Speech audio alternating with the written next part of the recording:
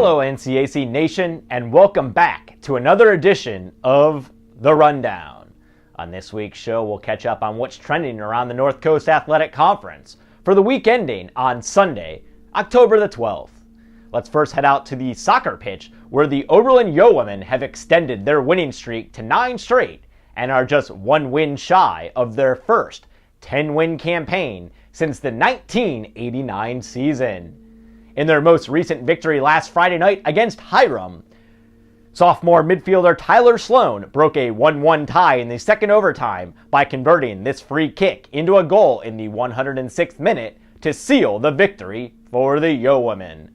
Oberlin returns to the pitch tonight, October 14th, for a league match at Allegheny, and continues conference play on Saturday by entertaining DePaul.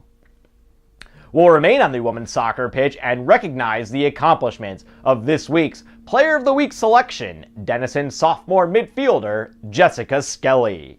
Skelly helped the Big Red improve to 2-1 in league play after she scored 2 goals in DU's 4-2 win over Wittenberg on Saturday.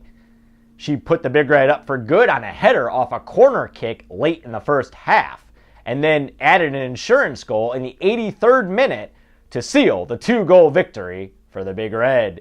DU will also be in action twice this week, entertaining Kenyon tonight, October 14th, and traveling to Worcester on Saturday. And let's now shift our attention over to the men's soccer pitch, where the Kenyon Lords are off to their best start since the 1990 season with a perfect 11-0 mark. The Lords, who are ranked second on a pair of national polls, added to their win total last Saturday by blanking Worcester 2-0, thanks in part to 2 goals from this week's Player of the Week selection, junior midfielder Jeremiah Barnes.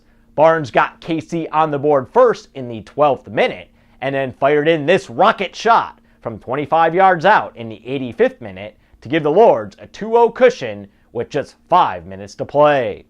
The Lords will put their perfect mark on the line this week with a pair of road matches at Denison on Wednesday and at Wabash on Saturday. And we now head over to the field hockey circuit, where Wittenberg midfielder Beth Warning earned NCAC Player of the Week accolades after leading the Tigers to a 2-1 record in league play last week. Warning exploded for 3 goals in the Tigers' critical 3-2 win over Worcester on Saturday, and then added 2 more tallies in their 7-0 triumph over Oberlin on Sunday. At 6-4 in conference play, the Tigers now sit in sole possession of the coveted 4th position in the league standings, with just 4 league games remaining on the schedule. Kenyon owns a 9-1 league mark and elevated into the top spot last week following its 2nd win of the season over DePaul, while Denison currently sits in 2nd at 8-2, and DePaul is 3rd at 7-2.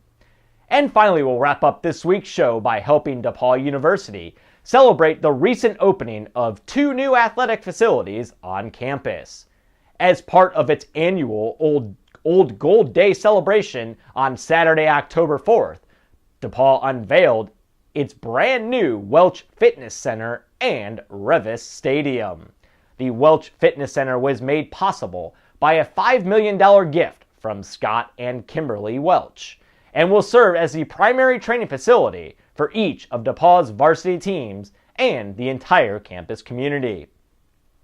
Revis Stadium, which will serve as the home field for field hockey, men's and women's lacrosse, and men's and women's soccer, was made possible to the DPU community by a $5 million gift from Marshall and Amy Revis.